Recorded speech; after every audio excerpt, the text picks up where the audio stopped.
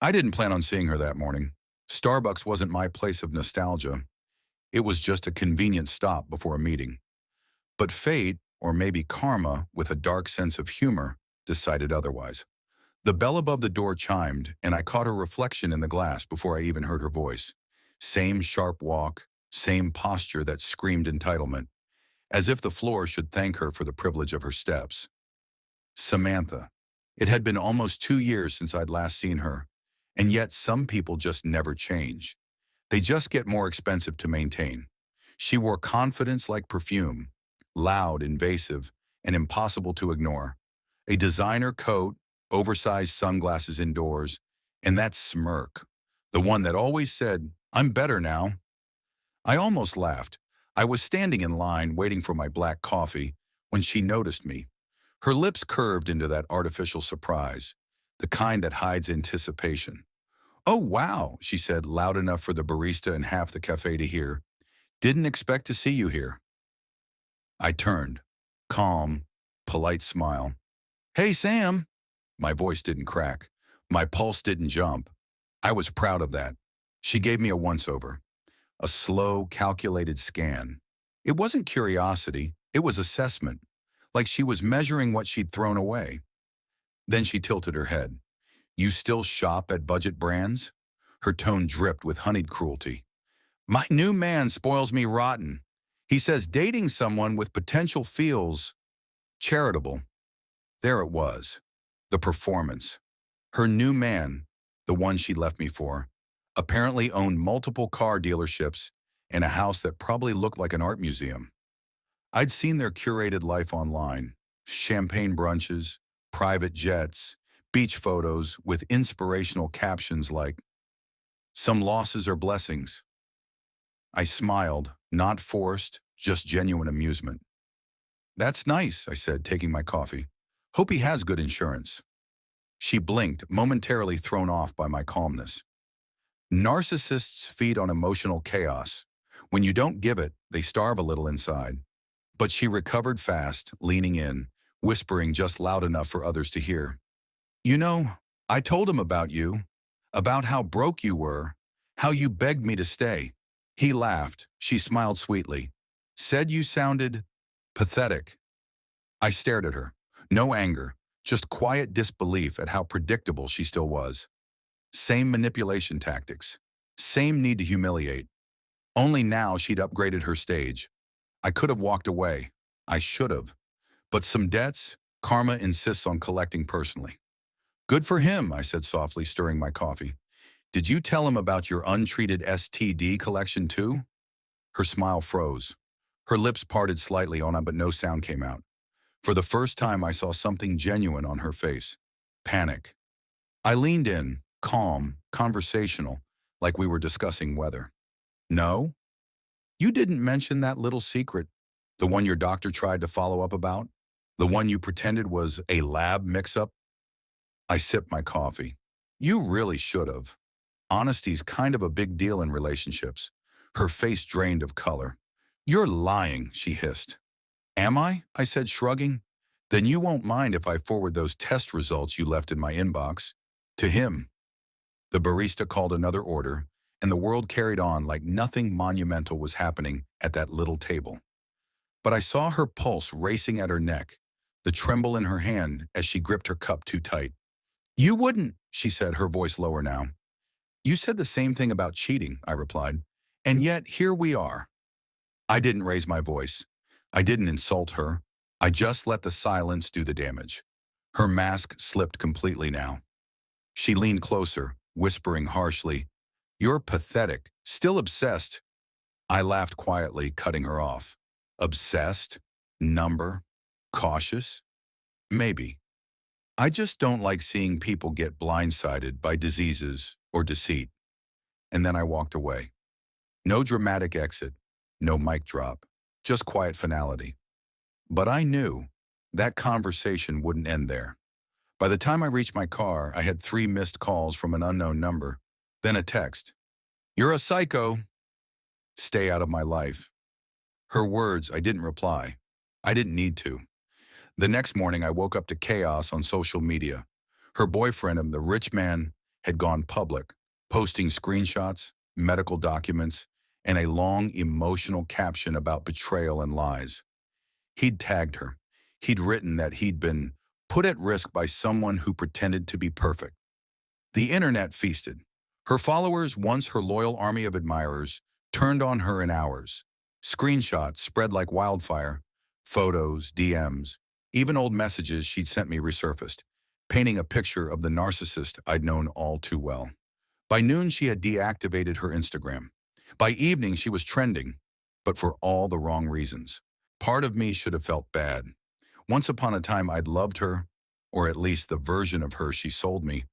The woman who'd made me believe that love was supposed to feel like walking on glass, always trying not to bleed too much. But now, watching the mask shatter publicly, I felt something else. Peace. People always assume revenge feels fiery, like anger and satisfaction mixed. But it's colder than that. It's quiet. It's the calm that comes when you realize someone can't hurt you anymore. That night, I sat on my balcony, city lights stretching out like a second sky. My phone buzzed. Another unknown number. This time I answered. It was her. Her voice was small, unrecognizable. "Why did you do that?" she asked. No venom this time. Just defeat. "I didn't do anything," I said simply.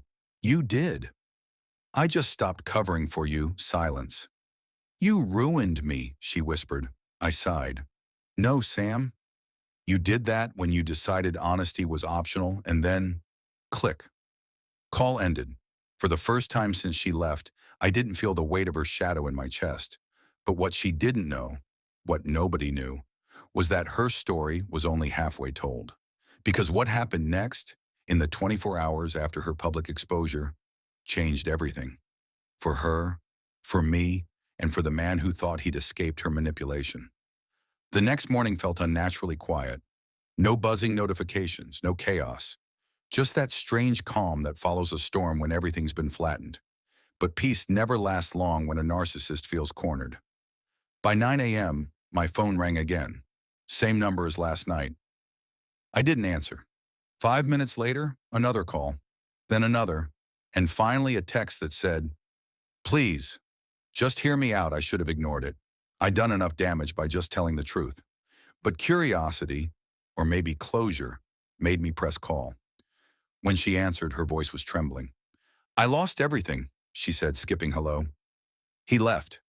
Everyone's talking about me like I'm some kind of monster." I didn't respond.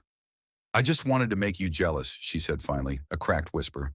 "I didn't mean for it to go this far." The irony almost made me laugh. This was a woman who once looked me in the eye and told me I was lucky to have her. A woman who crafted every relationship like a stage performance, rehearsed every smile, and discarded people when the applause stopped. Now the mask had fallen, and there was no audience left to clap her back to life. "You didn't just make me jealous," I said slowly. "You made me question my worth, my sanity. You turned love into a scoreboard." She didn't argue. For once, she had no defense. "I'm not that person anymore," she said softly. "You have to believe that." I sighed, leaning back in my chair. "People like you don't change, Sam. You just find new victims." Her silence said everything. She finally muttered, "You're enjoying this, aren't you?" I thought about it for a moment. "No," I said truthfully. "I'm just relieved it's not me this time." I ended the call, but that wasn't the end. Later that afternoon, while walking into the office, I noticed people staring at me. Not the usual kind of look, but that mix of curiosity and discomfort. My assistant approached cautiously. You might want to see this," she said, holding up her phone. It was a post, a long one, from her. She had posted screenshots of our conversation, out of context, twisted, crafted to make it look like I had blackmailed her, threatened her, and ruined her life out of obsession. Classic reversal, the narcissist's last trick. The comments section was already lighting up. Half the people believed her, half were skeptical. But the damage was immediate. My name was now tied to her chaos again. For a few seconds, my stomach dropped. The old panic tried to crawl back. The feeling I used to get when she'd twist my words, make me doubt reality, rewrite the story until I was the villain. But then I remembered something. I wasn't the same man she used to manipulate, so I did what she'd never expect. I stayed silent. No defensive posts, no counterattacks, just silence. By evening, her lie started crumbling under its own weight. Her ex-boyfriend, the rich man, commented publicly, posting proof of her deceit, timestamps, messages, voice notes. The internet once again turned on her, and this time, there was no coming back. Her account got flagged. Brands she'd partnered with dropped her. Old friends unfollowed. Every lie she'd ever told came back to visit her like unpaid debts. It wasn't revenge anymore. It was accountability. That night, I got a message from an unknown number on Instagram. Her ex. "Thanks for being honest. I wish someone had warned me sooner." I stared at the screen for a while, then typed back, "No one wants to hear the truth until it's too late." He replied with one last message. "She told me you were bitter. Turns out you were just free." I didn't respond, but that line stuck with me. Just free. Because that's exactly what I was. It's strange. When you're in a relationship with someone like her, you don't realize how small your world becomes. Every day revolves around maintaining peace, avoiding arguments, proving your worth over and over. You confuse survival for love, but the moment you break free, you start to see the manipulation for what it really was. A prison decorated with affection. In the following days, life went on. I got back to my work, started seeing friends again, laughed without looking over my shoulder for judgment. The scars were still there, but they'd stopped bleeding. A week later, I ran into her one last time. Fate, again, with its cruel sense of timing. It was late evening. I was leaving a small restaurant downtown when I saw her sitting alone outside. Hoodie up, no makeup. Sunglasses even though the sun had set. The fall from grace was complete. For a second, she didn't notice me. She was staring into her coffee, scrolling through her phone like she was trying to find pieces of her old life. Then, as if sensing my presence, she looked up. Our eyes met. No words. Just that heavy silence between two people who used to know everything about each other. And now, nothing. She looked like she wanted to say something, maybe apologize, maybe manipulate one last time, but I didn't give her the chance. I gave a small nod, polite, detached, and kept walking. She called out behind me, "You happy now?" I stopped, turned slightly. "Happier than I ever was with you," I said. No anger, no satisfaction, just truth. Then I walked away for good. As I reached my car, I realized something. Closure doesn't always come with apologies or explanations. Sometimes it comes in the form of silence and the ability to finally not care. That night, I deleted her number. Blocked every account, not out of hate, but because I'd finally understood something profound. Some people don't deserve access to the healed version of you. They only knew how to love the broken one. Weeks turned into months. Her name became a rumor, then an afterthought. Last I heard, she'd moved to another city, started a wellness page about healing from toxicity. The irony wasn't lost on me. But that was her cycle, not mine. Mine was peace. Quiet, unremarkable peace. Morning coffee without anxiety. Conversations that didn't feel like chess games.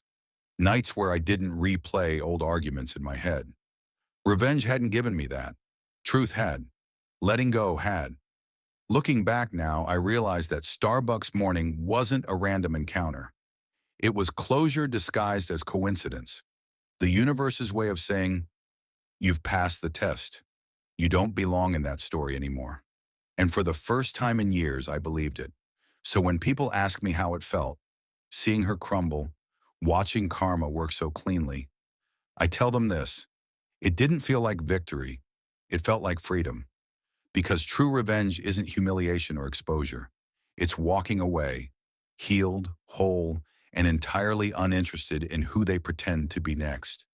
And that's the ending she'll never understand.